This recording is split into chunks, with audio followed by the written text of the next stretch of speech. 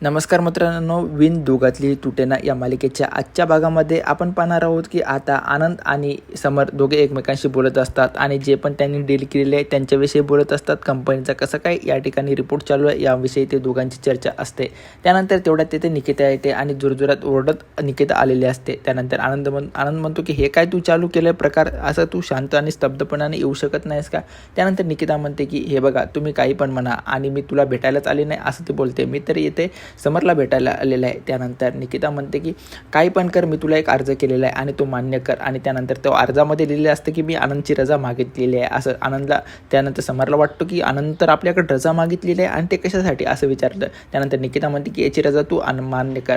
त्यानंतर कारण की तो माझ्यासोबत थोडा पण टाईम घालवत नाही असं ते बोलत असतात. त्यानंतर आता निकिता म्हणते की तुम्ही तर मस्त पावसामध्ये भिजता, हे करता स्वानंदीसोबत आणि तुमची जोडी पण मस्त आहे असं त्या ठिकाणी ती राजवाडेला बोलत असते. मात्र हे सर्व सांगत असताना म्हणते की आम्हाला पण टाईम मिळायला हवे, आम्ही काय घरी बसून नुसते भजे खायचे का असं ती सांगत असते. मात्र हे सर्व बोलत असताना त्यानंतर आनंद म्हणतो की मला कुठलीही रजा नाही पाहिजे. आणि त्यानंतर समर बी म्हणतो की मी काय याची रजा मान्य करणार नाही कारण की तुम्हाला ऑफिसमध्येच हवा आहे असं बोलत असते. त्यानंतर हे सर्व म्हणताना निकितामध्ये तुमची जोडी तर मस्त आहे रे, काय पण असू द्या असं ते बोलत असतात. आणि त्यानंतर म्हणते की तू स्वानंदीची खूपच काळजी घेतो, हे तर आम्हाला दिसतच आहे असं बोलता.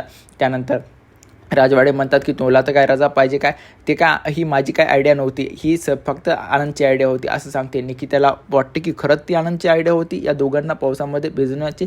त्यानंतर आनंद म्हणतो की मग मी काय असं तसं आहे का. त्यानंतर निकिता म्हणते की माझा नवरा खूपच स्मार्ट आहे, मात्र तो आता हल्ली मला काही गच्चीवर घेऊन जात नाही, हे काही त्याला सुचत नाही. त्यानंतर आनंद म्हणतो की त्याची काही गरजच पडली नाही आणि मी कशाबद्दल गरज नसल्यामुळे काही घेऊन गेलो नाही असं सांगत असतो. त्यानंतर निकिता म्हणते की काही मला त्याची रजाबिजा पाहिजे नाही कारण की त्याला आता काम करून घे आणि जेव्हा मला काही हवं असेल तेव्हा मी तुला सांगते असं बोलते. आणि त्यानंतर आता निकिता इकडे समरला मिठी मारते. त्यानंतर आनंद म्हणतो की मला सोडून तुम्ही मिठी मारता. त्यानंतर ते तिघही एकमेकांना मिठी मारत असतात.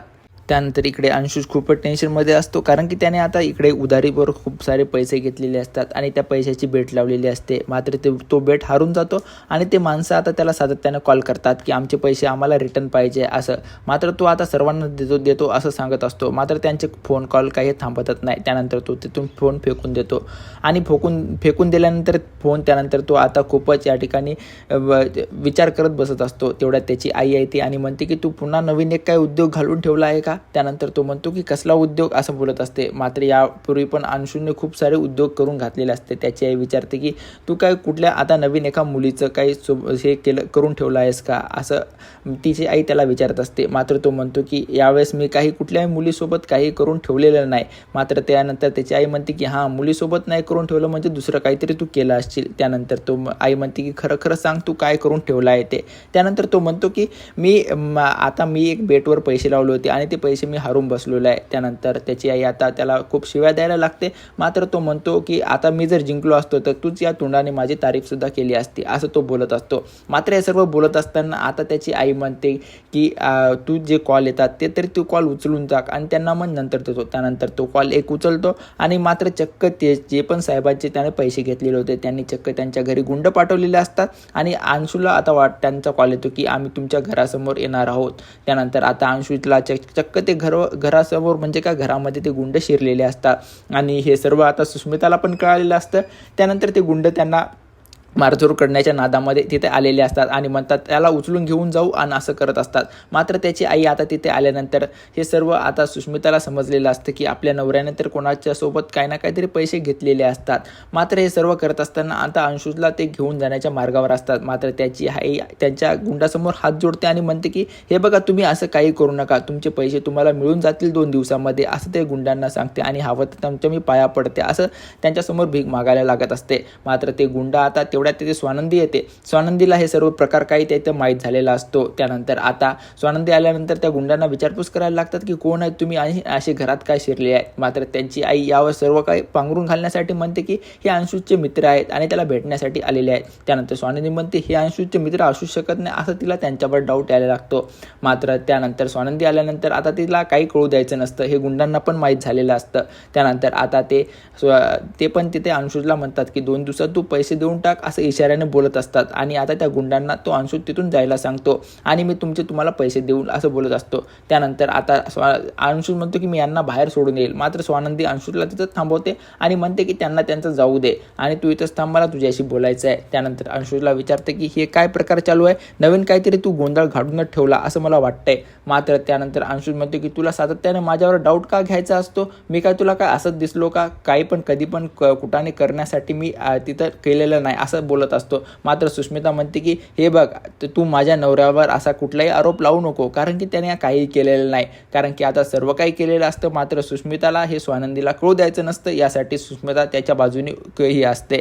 आता मात्र हे स्वानंदीला प्रकार कळाल्यानंतर आता हे जर स्वानंदीने राजवाडेला सांगितलं की असा प्रकार आपल्या घडून गेलेला आहे, तर राजवाडे त्यांच्या भावासोबत काय करतील हे आपण पाहणार आहोत. त्यानंतर इकडे सुष्मिता आता स्वानंदीला काही बोलत नाही आणि अंशूचा हात धरते आणि त्याला तिथून खोलीमध्ये घेऊन जाते. त्यानंतर आता इकडे जी पण अंशूची आई असते ती स्वानंदीला म्हणते की हे बघ, तू असं बघितलंस ना, आता तू तुझ्या बहिणीकडून तुला बोलणं खावं लागले, म्हणून तू अशा कुठल्याही मॅटरमध्ये पडत जाऊ नको. मात्र हे सर्व सांगत असताना आता स्वानंदी म्हणते की मला तिचं बोलण्याचं काही वाटत नाही, तुम्ही त्याचं एवढं टेन्शनही घेऊ नका. मात्र तुम्ही तुमच्या मुलाला जरूर आवरा, कारण की तो आता हाताच्या बाहेर जाईल असं तुम्हाला वाटतं आणि याचा ताण जर त्याने आणखीन जर काही प्रकार नवीनच घडवून आणला तर यावेळेस त्याला माफी नाही, असं स्वानंदी स्पष्ट शब्दात त्यांना सांगून तिथून निघून जाते.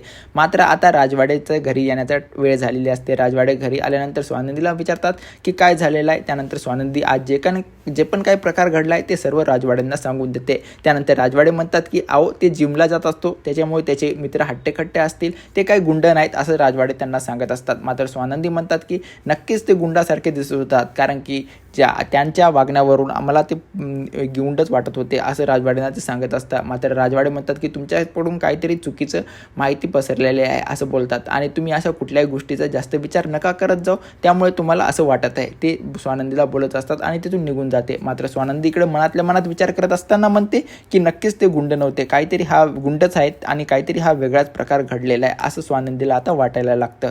त्यानंतर आता इकडे अंशूला त्याची आई खूपच त्याच्यावर चिडलेली असते आणि म्हणते की तुला अशा काही गोष्टी करायची गरज होती का, आणि हे सर्व आता माझ्यावर किती बोझ झालेलं आहे, एवढे पैसे आपण कुठून आणायचे आणि कसे द्यायचे, आता यांचा विचार ते करत असतात. मात्र तेवढ्यात तेथे सुष्मिताला हा सर्व प्रकार कळालेला असतो. त्यानंतर सुष्मिता म्हणते की खरंच ना, आता काय करायचं आहे असं त्या तिघांनाही आता इथे प्रश्न पडलेला असतो.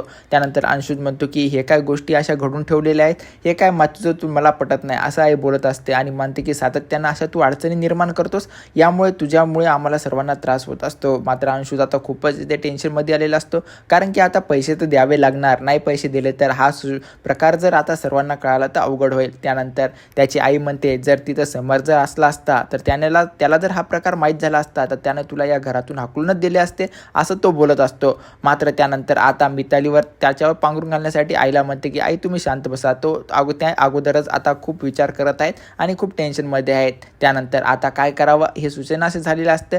तेवढ्यात त्यानंतर आता मिताली म्हणते की मिताली जे पण असतं आता त्यांनी हे केलेले असते. त्यानंतर आता सुष्मिता म्हणते की माझ्याकडे एक डुप्लिकेट चाबी पण आहे. त्यानंतर ती चाबी जिथे लॉकरमध्ये ठेवलेली असते ती घेऊन येते. त्यानंतर ती म्हणते की तुझ्याकडे डुप्लिकेट चाबी कसं काय आले. त्यानंतर ती म्हणते की तुम्हीच तर मला म्हणला होता एक डुप्लिकेट चाबी काढून ठेव, कधी आपल्याला कामाला येईल म्हणून, त्यानंतर मी ही चाबी आता काढून ठेवलेली असं बोलत असते. मात्र हे सर्व करत असताना आता त्यांना खूपच भारी वाटायला लागतं. अंशू तिच्यावर ओरडायला लागतो आणि म्हणतो की हे मला अगोदर का नाही सांगितलं असं बोलत असतं. मात्र आता इकडे त्यांनी प्लॅनिंग केलेलं असतं की लॉकरमधले आता आपण पैसे काढायचे आणि त्या सर्वांचे पैसे आपण रिटर्न करून टाकायचे. मात्र इकडे आता स्वानंदी आणि आजीने चक्क शिरा बनवायला घेतलेला असतो आणि आता स्वानंदी म्हणते की आजी शिरा स्पेशल हा बनवत आहे. त्यानंतर आजी म्हणते की हा शिरा पिंट्याला खूप आवडतो आणि त्यानंतर स्वानंदी म्हणते की हां त्यांना तर आवडणारच ना तुम्ही बनवलेला, त्यानंतर त्यांना तर मी अवश्य देईल असं बोलत असते आणि त्या दोघं आता शिरा बनवण्यामध्ये खूप बिझी असतात. हे सर्व आता इकडे सुष्मिताला आणि अंशूला समजलेलं असतं आणि त्यानंतर अंशूची आई म्हणते की तुम्ही ते बाहेर थांबून लक्ष द्या, कारण की ते आता बिझी आहेत आणि कोणी असलं तर मला लवकर कळवा आणि मी मधामध्ये जाऊन लॉकरची जी पण चाबी आहे आता त्या लॉकरमधून पैसे काढून घेऊन येते असं तो आईचा प्लॅन असतो. आणि त्यानंतर आता ते दोघे जे पण अंशू आणि सुष्मिता बाहेर थांबलेले असतात आणि आता आई चक्क चाबी घेऊन लॉकरच्या आत शिरलेले असते आणि लॉकरमधले आता ती पैसे काढण्याचा प्रयत्न करत असते. मात्र अंशुदादा त्यांच्यावर लक्ष ठेवत असतो. मात्र आता सुष्मिता म्हणते की आता आपण इथे थांबून काय करायचं, एक रील बनवूया असं त्याला रील बनवण्याच्यासाठी त्याला प्रवृत्त करत असते. मात्र अंशु म्हणतो की तू तुझी रील बनव आणि मी इथून थांबून लक्ष करतो असं बोलत असते. मात्र आता इकडं स्वानंदी आजीने जे पण शिरा बनवलेला असतं आजीला पूर्ण शिऱ्याची जी पण काही पद्धत आहे ती विचारत असते आणि स्वानंदी म्हणते की माझी आई पण असं तुपामध्ये भाजून शिरा बनवत होती. त्यानंतर आजी म्हणते की हो का, मग ही माझी पद्धत मी माझ्या सासूकडून शिकली आहे आणि सासूकडून मी शिकून आता तुला सांगते आणि तू पण यापुढं असंच करायचं आहे. आता स्वानंदी म्हणते की हो नक्कीच, तुम्ही बनवलेला शिरा आहे ते खूपच स्वादिष्ट झालेला आहे. आणि त्यानंतर आजी म्हणतात की आता मी पहिले सर्वप्रथम देवासमोर ठेवून येते. त्यानंतर आता स्वानंदीला मनात विचार येतो की आता आपण राजवाड्याला जळवण्यासाठी एक फोटो काढून त्यांना पाठवून देऊया. आणि त्यानंतर तो आता स्वानंदी मोबाईल घेण्यासाठी वर जात असते. मात्र वर जाता जाता आता जे पण याची अनुष्यची आई असते ती तर आता लॉकरमध्ये त्या ठिकाणी पैसे काढण्याचा प्रयत्न करत असते. आणि आता स्वानंदी वर येताना त्या दोघांना पण दिसते. अंशू आणि सुष्मिता आता खाली पळतच येतात आणि ते रीलच्या बहाण्यानं तिची वाट अडवण्याचा प्रयत्न करत असतात आणि स्वानंदीशी गोडगोड बोलत असतात. आणि स्वानंदी म्हणते की आज काय तुम्ही काय निर्णय केला आहे का माझ्याशी गोडगोड वागायचं ते. त्यानंतर आता अंशू म्हणतो की माझी स्वीट हार्ट किती आता तुमच्याशी चांगलं वागत आहे आणि तुम्ही तर तिला आता काही पण बोलत नाहीत असं बोलत असते. त्यानंतर तो म्हणतो की आता तुम्ही दोघे इथे रील बनवा, मी तुमच्या दोघांचा व्हिडिओ शूट करतो असं अंशू बोलत असतो. मात्र आता स्वानंदीला हे सर्व प्रकार काही घडलेला माहीत असतो, कारण की ते आता आपली वाट वाढवतात. म्हणजे या पाठीमागचं काही ना काहीतरी रहस्य असेल असं तिला वाटायला लागते आणि म्हणते की तुम्ही माझ्या वाटेतून पहिले बाजूला व्हा, मला वर जायचं आहे कुठल्याही हालतीत. त्यानंतर आता तो सुष्मिताला ती बाजूला सारते आणि वर जात असते. वर जाता जाता आता ते स्वानंदीला अडवण्याचा दोघेही खूप सारा प्रयत्न करत असतात. मात्र तो आता प्रयत्न पूर्णपणे विफल ठरत असतो, कारण की चक्क आता स्वानंदी रूममध्ये गेलेली असते आणि रूममध्ये जो काही प्रकार आता अंशुच्या आईने घालून ठेवलेला असतो तो स्वानंदीला समजलेला असतो. आणि आता अंशुची आई म्हणते की कसं काय उघडत नाही हा लॉकर, सातत्यानं ती प्रयत्न करत असते. त्यानंतर आता स्वानंदीला सुष्मिता पण तिथे असते आणि आता अंशुत पण असतो, कारण की आता त्यांना दोघांनाही समजलं की स्वानंदी आता रूममध्ये गेले. त्यानंतर स्वानंदी त्यांना समजून सांगते की हा लॉकर असा नाही उघडणार, कारण की आता ते लॉकरमध्ये जे पण काही पैसे ठेवलेले असतात ते स्वानंदीला माहीत असतात आणि लॉकर उघडण्याची पद्धत ती पण त्यांना माहीत असते, कारण की डुप्लिकेट चाबी फक्त बनवल्याने लॉकर ओपन होत नाही असं ती बोलत असते त्यांना. आता हा सर्व प्रकार स्वानंदीला समजलेला आहे. आता स्वानंदी हा सर्व प्रकार येथे राजवाड्यांना सांगून दिला तर राजवाडे या काकूंचं आणि जे पण अंशुज आणि सुष्मितांचं काय हाल करतील हे आपण उद्याच्या भागामध्ये पाहणार आहोत. आणि ते पैसे कशासाठी चोरत होते यांची पण आपण कारणं उद्याच्या भागामध्ये पाहणार आहोत. अशाच प्रकारचे नवनवीन व्हिडिओ पाहण्यासाठी आमच्या चॅनलला सबस्क्राईब करा. व्हिडिओ आवडल्यास व्हिडिओला लाईक आणि शेअर जरूर करा.